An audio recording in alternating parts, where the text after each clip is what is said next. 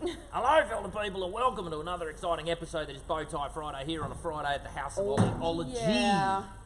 And, Sash, we're down in the engine room. We are. We're in the engine room. hub of it all. It's all happening. Obviously, there's not too many engines down here at the moment because those engines are out doing some servicing for us. So, yes, absolutely. So there you go. But Chris thought this would be a really good idea. I thought this would be a good opportunity. Move to the side. For me to obviously point out the look how big that filter is. To point out I've got a little MySelects EB filter here, people. That's it. That's it. Now, Sash, here is our standard oily water separator. So this is a standard plate separator, standard oily water separator that we would normally use for taking phase oil out.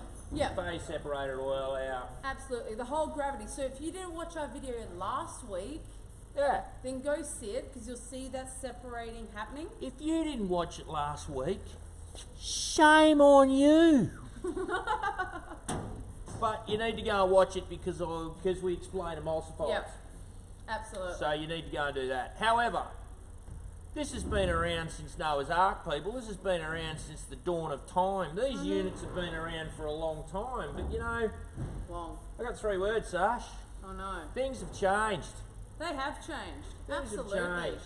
So, you know, obviously like drugs in sport, we won't go anywhere near that because that's more about me. But anyway, more like drugs in sport. Things change, and you know, obviously the levels of discharge that come out of these bad boys has now gone down to the point where they don't take out of the water what they need to take out. All the hydrocarbons still just keep coming out the end. So what do you do? What do you do, Sash? Do you have a retrofit system for me? As a matter of fact, we do have a retrofit system, Sash. We have one right here. So this little retrofit system right here. So what we do is obviously these don't like to have any back pressure to them because the water flows out of these oily water separators under gravity. Yep.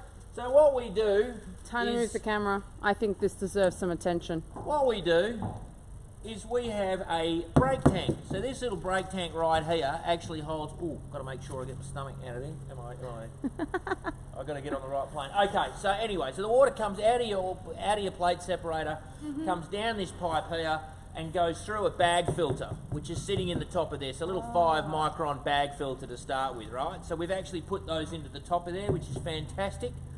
And this then, so there's no back pressure on this unit at all, right? There's no back pressure on this. Water just flows in under gravity and goes boom, straight to the brake tank. So even if it's some finer solids, that little bag in there will just little bag captures all of the fine solids, all of that sort of stuff. Away we go. Yep. Now, in this brake tank, we have a really small submersible pump with its own float switch. So as this fills up, float switch comes on, pumps the water that's in here out of this pipe that's here. Oh, yep. Right? Straight through this housing, which has got a MySelects filter in it for taking out the hydrocarbons that are a bit more emulsified and a bit smaller in droplet size, so it takes those out. It goes through the second one, takes it out of there as well, so it polishes the water a little bit more. And then from there it goes straight down to sewer. Straight to sewer, straight to environment, straight to anywhere you want to put it, that's it. Like, you can see how small this is. This is an arm reach, and, you know, Chris has got his arm reach. And that's it. Really tiny, compact. You know. Out at the end of the oil water separator, which everyone seems to have. You know, normally I just say it's a long stretch, but this is an arm reach. So that's fair enough. Normally what I say is pretty much a long stretch. But, yeah, so that's what you've got, and some people might be noticing this little valve that's on the top here. So what we can do is we can restrict the flow that's on here to make sure that the pump itself is on its curve for its correct operating pressure and flow rate. Some smarts there, I can see. Which is very good. So really, the little section that we've got is right here. So this is your retro. Doesn't take up a lot of space. Doesn't take up a lot of room. And wow. You're back to being where you need to be for environment. Oh, that's nice. Actually, we've even, for people at home, we've even done in the past some little big blues. You know those little filters? Yep. Yeah, even we as can. Well. Even so, no matter what the flow rate is, Chris has got you covered. We got you We'll be able covered. to work it out for you. Absolutely. Yeah. You've got to be careful. Might go to prison for that. Got you covered. Have to be careful, people. Got to be careful. So there you go. So awesome. Look, Any other questions that people might have for you when they're calling up? there's probably a lot of questions that people have got. People have got for me along the lines of his medical science caught up with what's going on with me. As a matter of fact, people, it hasn't yet, but there you go. Okay, look. The biggest thing for us, and the biggest thing with cleaning water and hydrocarbon and all of that sort of stuff, is to understand your contaminants that you're trying to deal with. If you don't know what you're trying to deal with, how are you going to get the answer at the end? So you need to find out what's in the water. Yep, absolutely. So we can do that. And yes, it's only a moment in time as to what contaminants are in there, but it still gives you a very good starting point. Yeah, for dealing with what you're trying to deal with. So, but that's really about it. I mean, obviously we're the hydrocarbon removal specialists from, emulsifieds is where we sit, so anything, small oil droplets, all of that sort of stuff. And please have a look at last week's video because that'll explain a bit more about that. Yeah. We try and give you as much content as we can.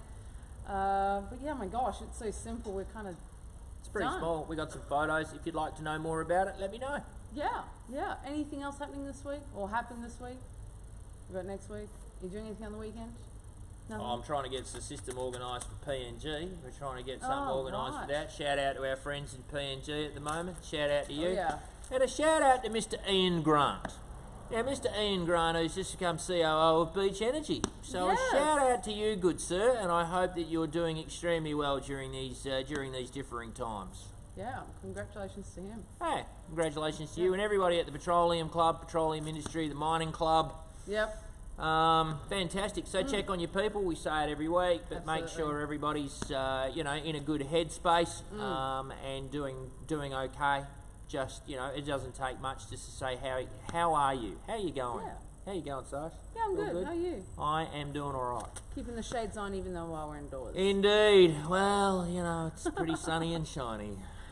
Sunny every day of the week. Every day of the week.